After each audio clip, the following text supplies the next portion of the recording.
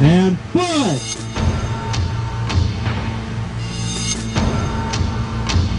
And body.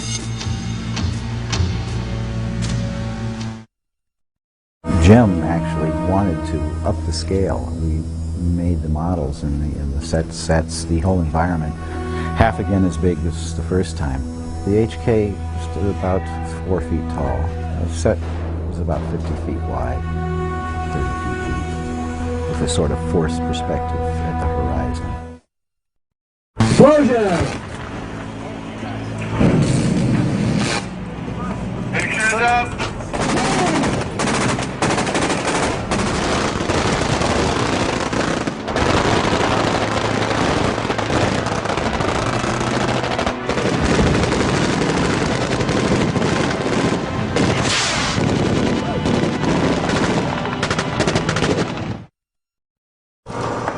At Fantasy 2, Peter Kleinow go-motion animated the 1/3 scale endo puppet from the first film in front of a pair of rear-projected VistaVision plates showing a smaller scale miniature landscape and explosions.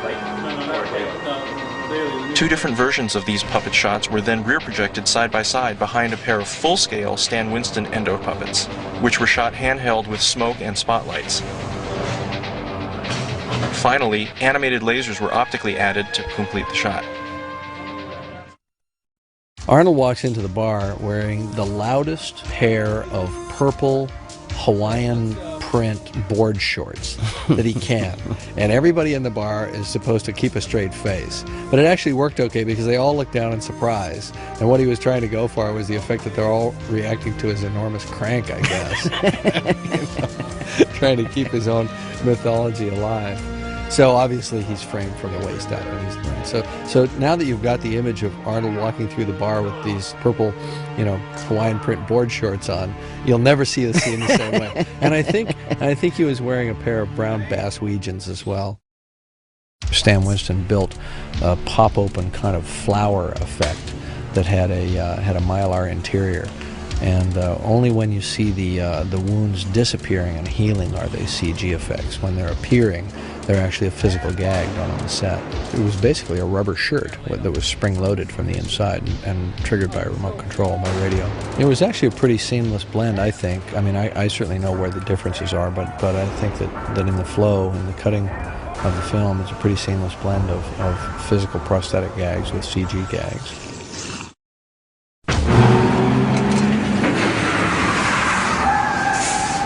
Look back, Eddie. What's up? I don't know if he's changed it. Lucas has come out into the street and gets whacked this way.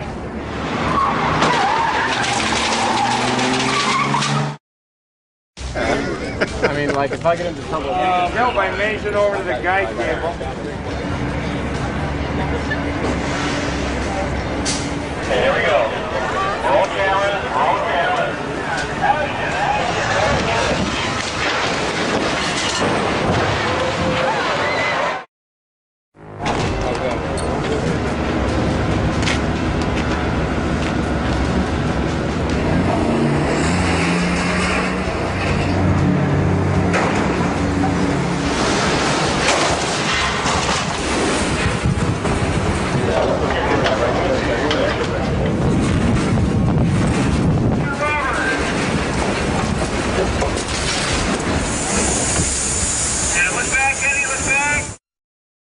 Jim actually came up with the idea of counterbalancing the motorcycle on cables that he could computer take out the cables later on. So what we actually did is put a digital tension meter on the crane cable, and we would let off cable as the bike came out, and we'd bleed off to maybe a 200-pound drop versus a 900-pound drop, which you'd normally have. So that way we were able to do the stunt over and over. I'll take this. I'll take this.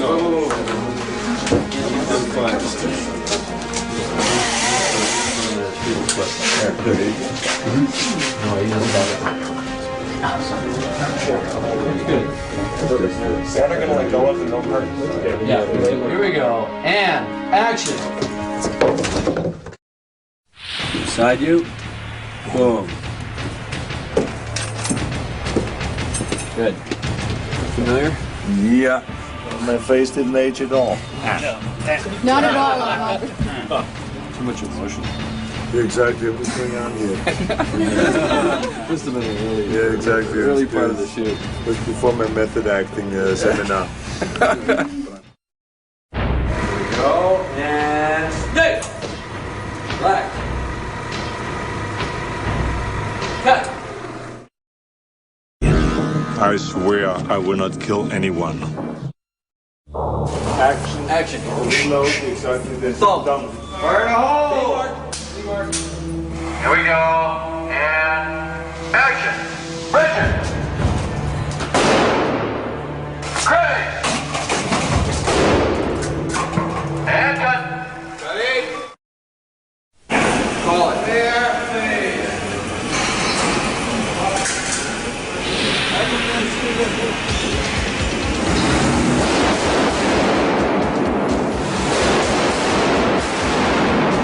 Give me that rock. And action.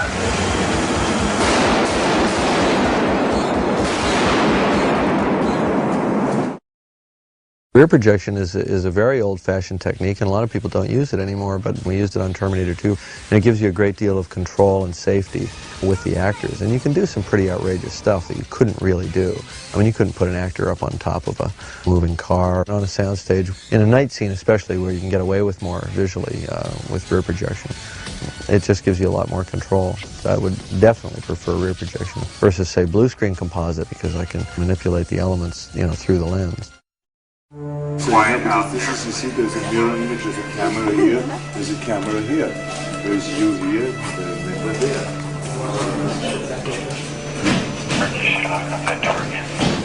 Line, Arnold. You getting tired of it? Is that the deal? Okay, I'm just trying to get it out. We're out of the camera. No, it's okay. We like the light of the camera. We like the light of the camera. Pull it out slowly. It took a while to make Eddie feel at ease with me, because he has seen so many of my films and he felt kind of intimidated. And so I paid a lot of attention to that and made a real effort to play around on a set a lot with Eddie and play games with him and talk to him a lot and be like a big brother to him, to make him look at me like a friend, like a fellow actor that he's working with, that he can have fun with. So that within a short period of time after we started filming, he felt very much at ease. His acting got much better because of that. We had a much better relationship with our scenes, which was very crucial. So, and he had a fantastic acting coach, and I think that Jim Cameron paid a lot of attention to his work and his acting.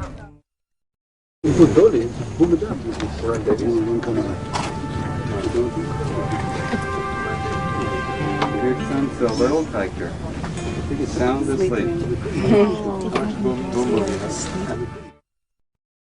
Jay Roth at Electric Image, who had been developing some animation software from Macintosh. Eventually what he generated was several elements that wound up being incorporated into a matte painting. And we built a series of metal racks that were the substructure of the buildings. Across from the buildings, about 9 feet away, was a row of air cannons, several Ritters and E-fans, delivering a solid wall of air into these models. We essentially did 3 cameras photographing the entire setup at once. It was either 8 or 9 times that we did those over. The reset time averaged 2 and 2.5 days.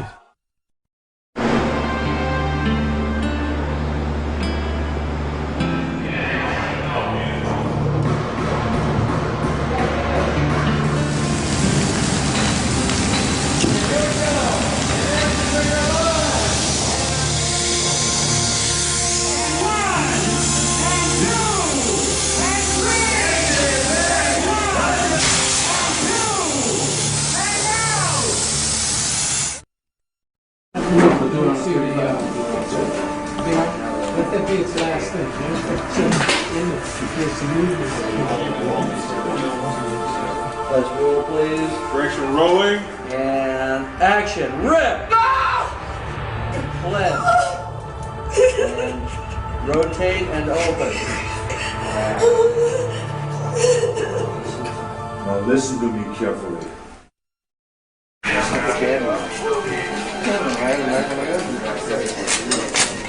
Be sure you got it right over there. Nobody out there, guys. Nobody. Yeah.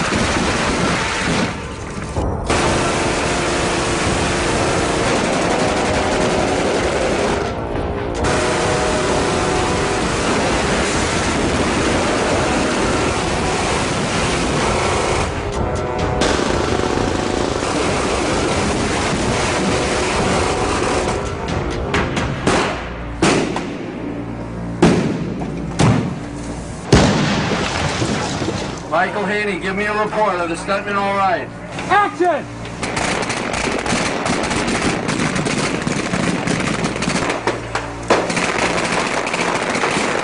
Nice work, Tommy. Okay, run, man.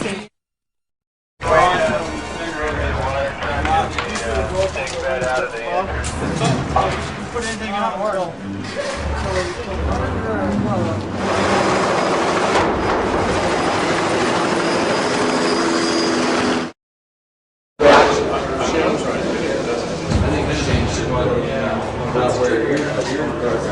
So we can, yeah. 2, 3, 4, 1, 2, 3, 4, 1, 2, 3, 4, 1. You got it. 1, 2, and 4, and 1, and 4.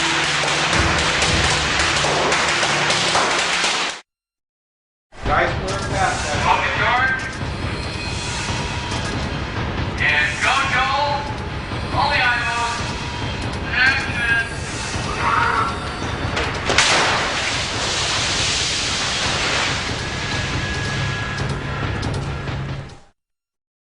The live stunt was shot with 7 cameras at the Fremont location.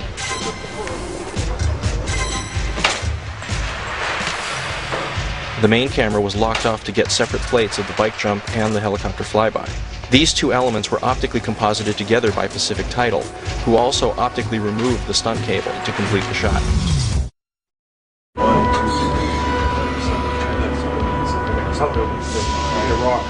Right.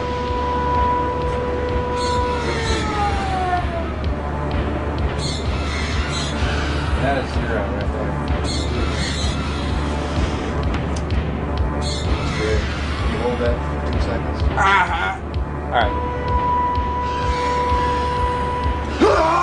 It's switching from playful to lethal.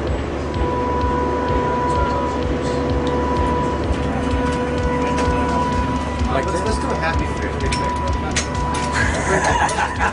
Let's do a smile. Hold that. Hold that. Let's get that. Just the thought of it's funny.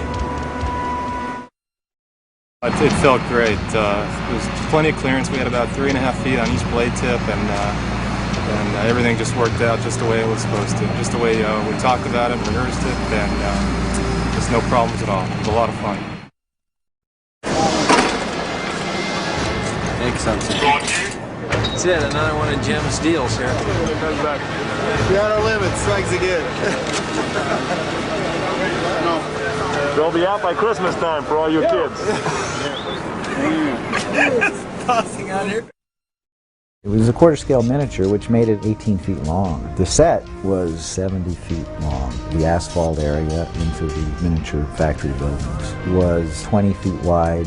The whole reason why you do some of these things miniatures, when it's smaller, you're controlling it, it isn't destroyed. When you roll it over, you patch it up a little bit and you do it again. And you know that you're going to do it over and over until you get it. We actually put the casters on and built the truck, and where we had to tie actually the trailer to the tractor so you don't get a lot of swing. And the effects group basically builds anything that you need specialized for a car, for a wreck, because stunts and effects work hand in hand. These full-sized replicas of the real steel pores were hollow and filled with lights behind a plexiglass surface. Even the cast resin pore stream had lights behind it. Methacil was pumped to pour down the stream like a waterfall to create movement. Hidden effects guys would use arc welders to generate sparks above and below the dish. Embers were liberally strewn around the floor. Then smoke was pumped in to complete the effect. A second version had a backlit spill down the front of the dish, and a backlit plexiglass floor with progressive cutouts defining the shape of the spill. Add ember to the edges, and voila!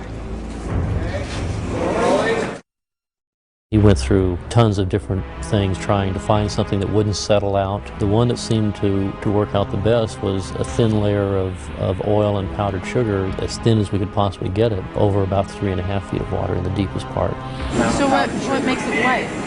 It's the emulsion of the water and the sugar and the, so it's actually air. It's just getting all coagulated. The clear water gave it a base to rest on, allowed a clear medium for the light to pass through, and it ended up diffusing the light well, and it was non-toxic, which was important too because of having our actors in there.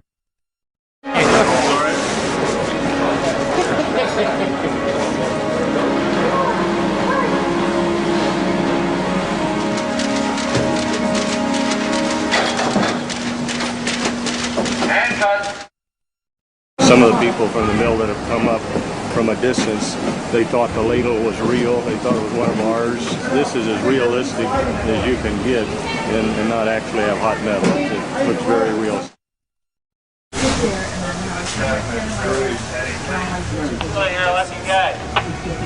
Well, when my head squished, the arms are so here with the battery where it's going.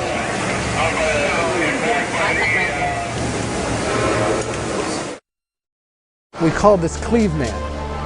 It's Robert Patrick. It's there. It's not a computerized effect. It's going to be fun. Half of him is a robotic effect that he had to wear. So we situated it in such a way that you could only see part of his body, built another part of his body onto him, and then had that part of his body able to plop out and start its way back up. Let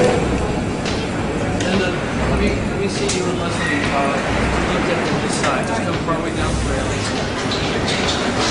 Help me. Leslie? Help me. The arms that the cables are attached to are actually spring-loaded.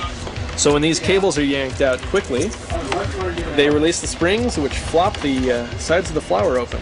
Firing the mechanism. And up a little. Boom. Oh, that actually works. I'm going to build one so you can flex it.